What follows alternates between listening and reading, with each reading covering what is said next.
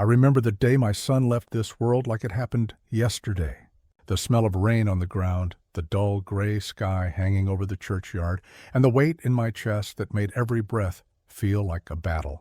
Losing a child isn't something a parent ever truly survives. It just becomes a scar you learn to live with. I was sitting there on the front pew, my old hands gripping the folded program with his picture on it, when I realized someone was missing. Her, my daughter-in-law. Now, before I go any further, you have to understand something about her. When my son married her, I wanted to believe he'd found his person.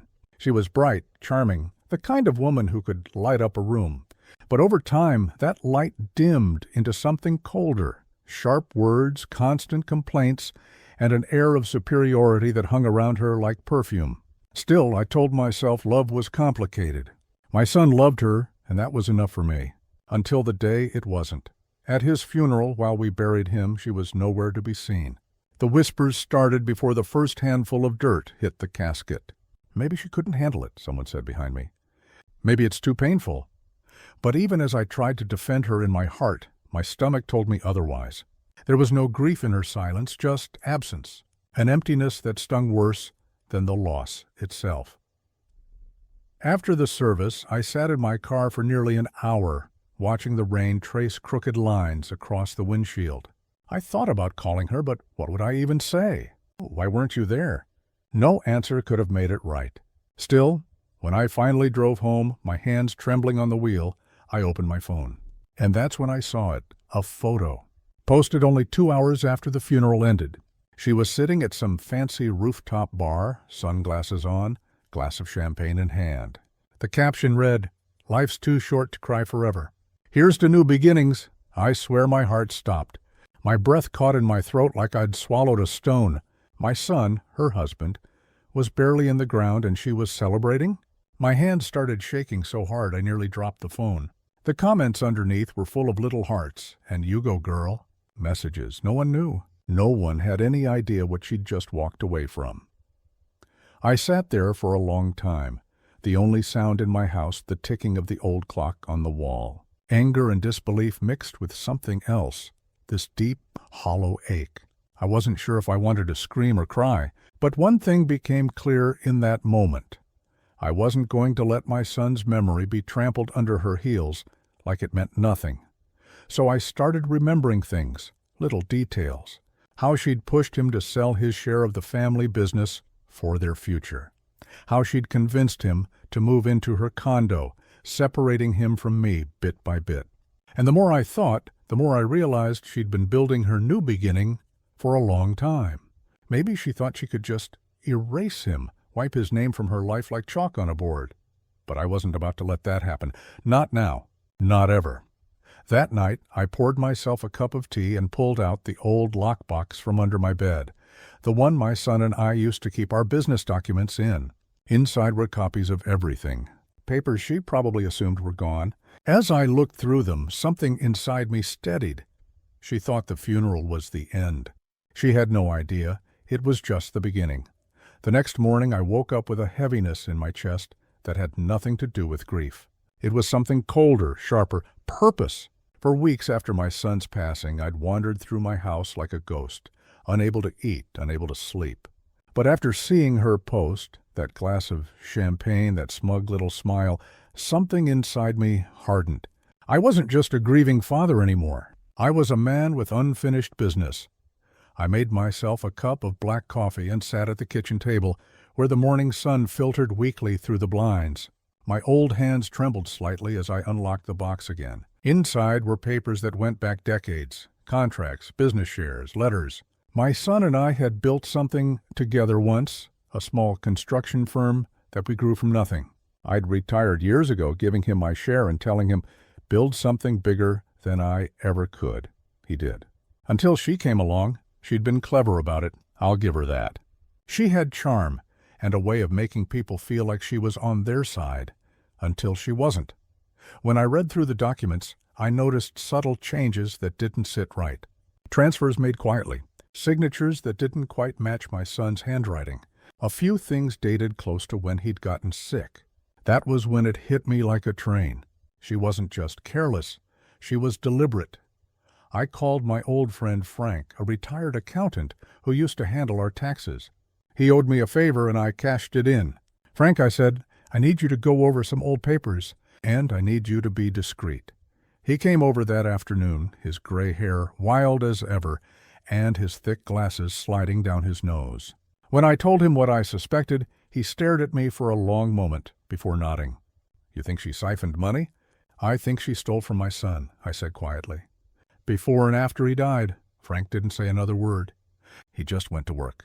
For 3 days he combed through everything, ledgers, statements, old contracts. When he finally called me, his voice was grim. "You were right," he said. "She moved almost $120,000 into a private account. All before your boy even passed." I sat there in silence, the air thick around me. My hand clenched so tight around the receiver that my knuckles went white. My son had trusted her completely, and she'd used that trust to drain him dry while he was dying. That night, I drove past her condo. It was in one of those fancy high-rises downtown, all glass and metal and emptiness. From the street, I could see her balcony lit up, hear faint music playing. She was having a party. Laughter drifted through the air. I parked a block away and sat in my car, watching. Every smile, every toast she made was another spark in the fire building inside me. You might think an old man like me wouldn't have it in him to fight back.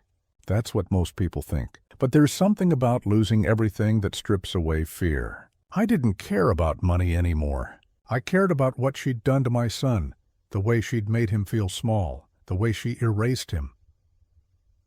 The next morning, I called my lawyer, an old bulldog named Harris, who'd handled my estate years ago. "Harris," I said, "I want to reopen some old files, and I want to talk about something my daughter-in-law doesn't know yet."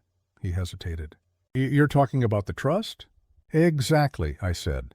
When my wife was still alive, she'd insisted we set up a small family trust, just a safety net for our boy.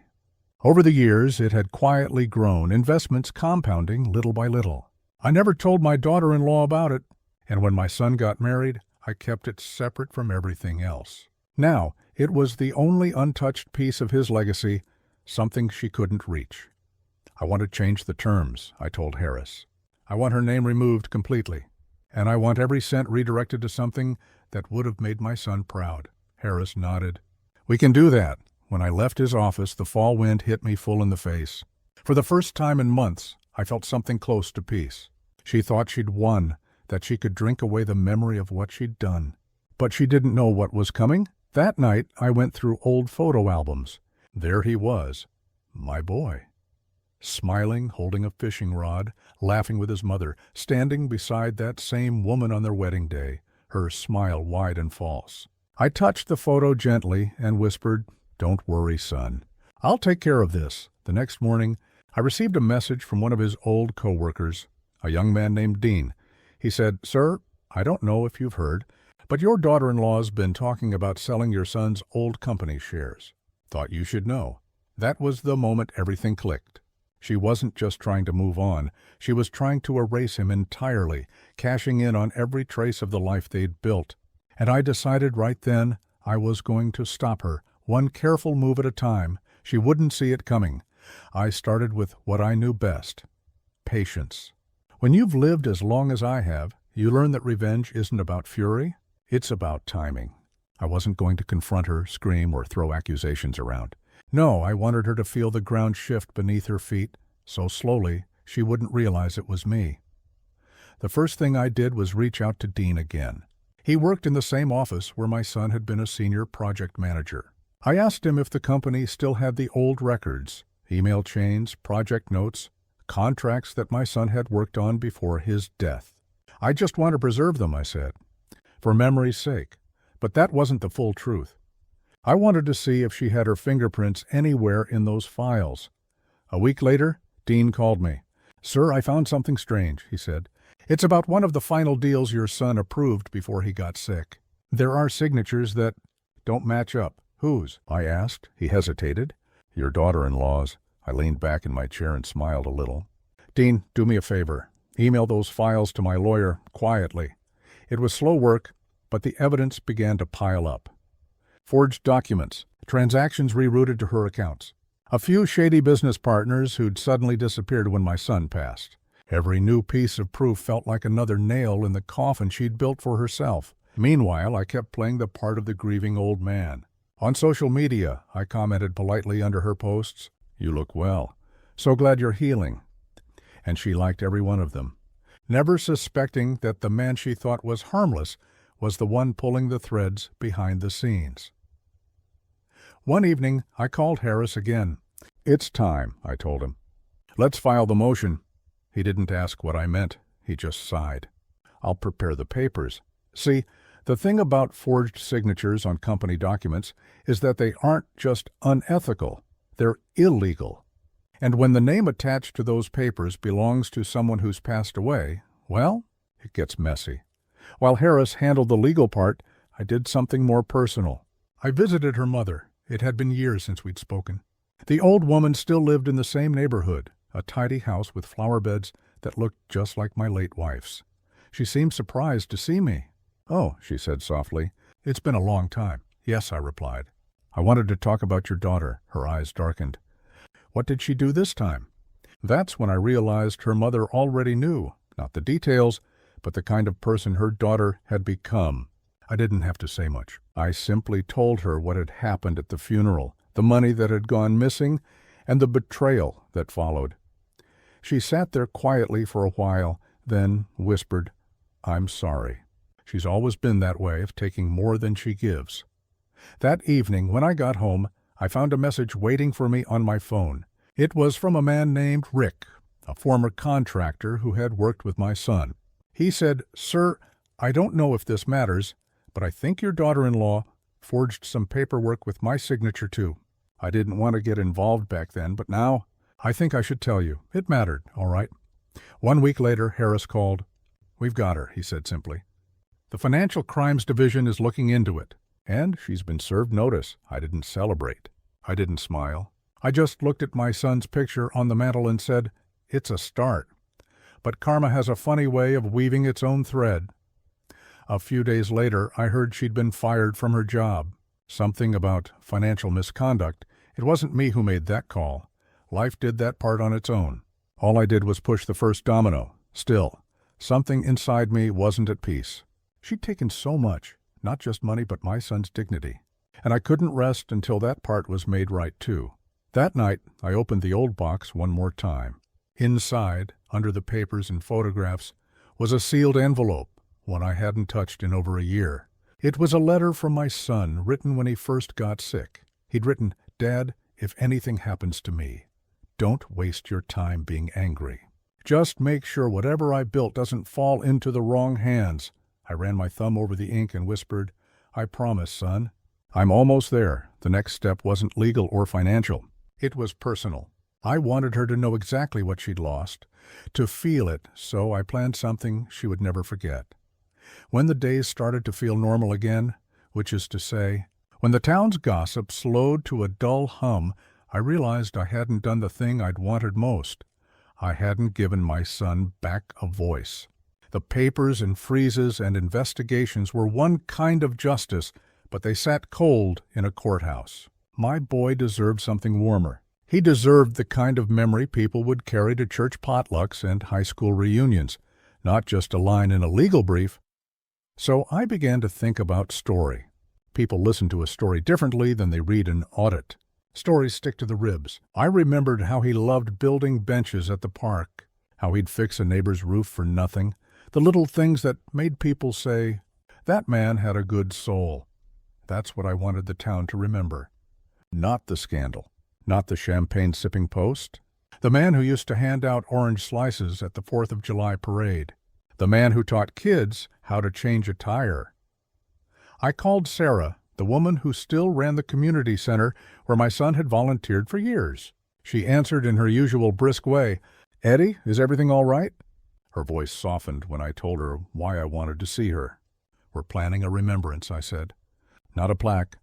A program, apprenticeships, workshops, something that keeps his hands in the world." She paused. "I thought the family would do that." "They didn't," I said simply. "So I will." She agreed, and we set a date months out to give me time to plan, and to let the legal dust settle. so the project could stand apart from headlines. While Sarah organized the logistics, I kept working the quieter levers. I asked Harris to secure the rights to my son's old company name and to make sure no one could sell off the patents or client lists without oversight. Harris grumbled. Lawyers always grumble when asked to move thoughtfully rather than hurriedly. But the truth is, he respected the goal. Protecting what my son had built felt less like revenge and more like stewardship. At the same time, I arranged for a small fund to be set up in my son's name.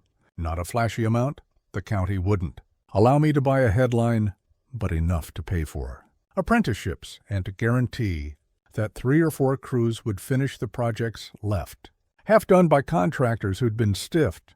I called Rosa and Linda and Dean and a few others, men and women who loved the work and the people who do it honestly.